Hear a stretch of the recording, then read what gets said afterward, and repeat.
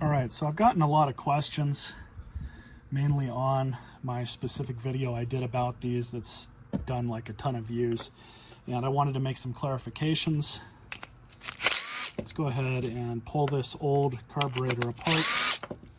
This is one that I just had sitting around. Specifically kept this one because it's stripped out on one of the lugs there. But I just wanted to show you guys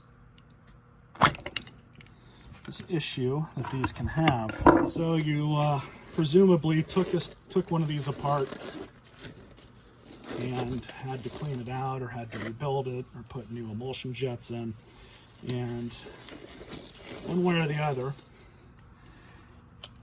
you couldn't get this flush in there. So what I'm going to do is show you guys where this can be an issue. So there we go. So you'll see down in here, and this is the same exact thing for the automatic choke, which is going to have this other butterfly valve here, and just the standard one for the primer bulb, which is just going to have this one like this one is.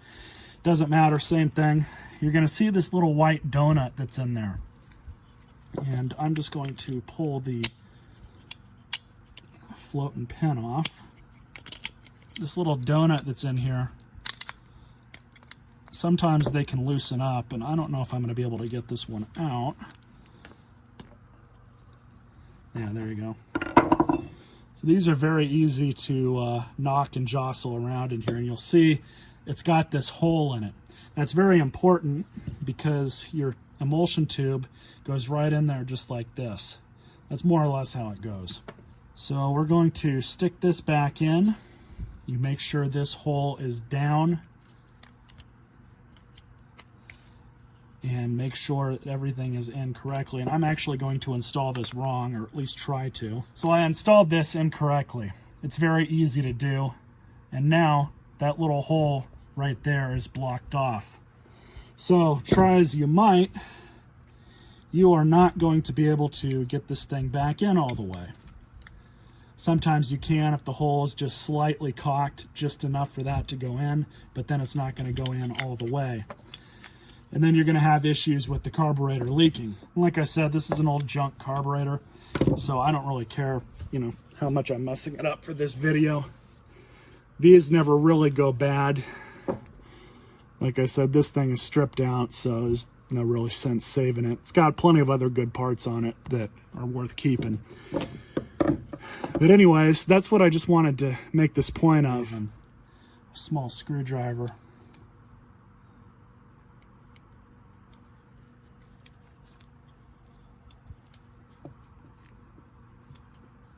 Just to help line it up. And you can see it's got that little indentation right there. So now you can just slide it in all the way, just like that. And there you go. So that's how you would presumably deal with one of these that's leaking after you've taken it apart. 9 times out of 10, that's going to be where your issue is.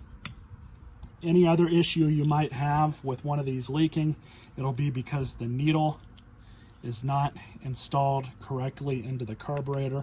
It needs to be in the float and in just like that.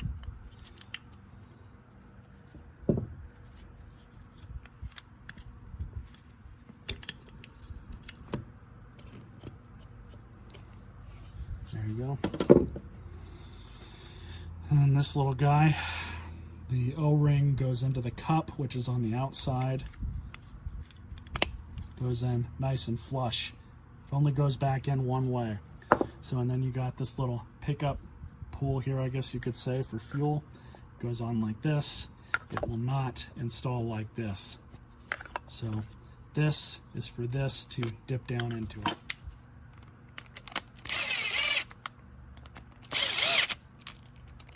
So there you go. That's how you would take one of these apart and deal with that issue, if that is your issue of fuel leaking. Hope you guys enjoyed this video. Rate, comment, subscribe, and stay tuned for more.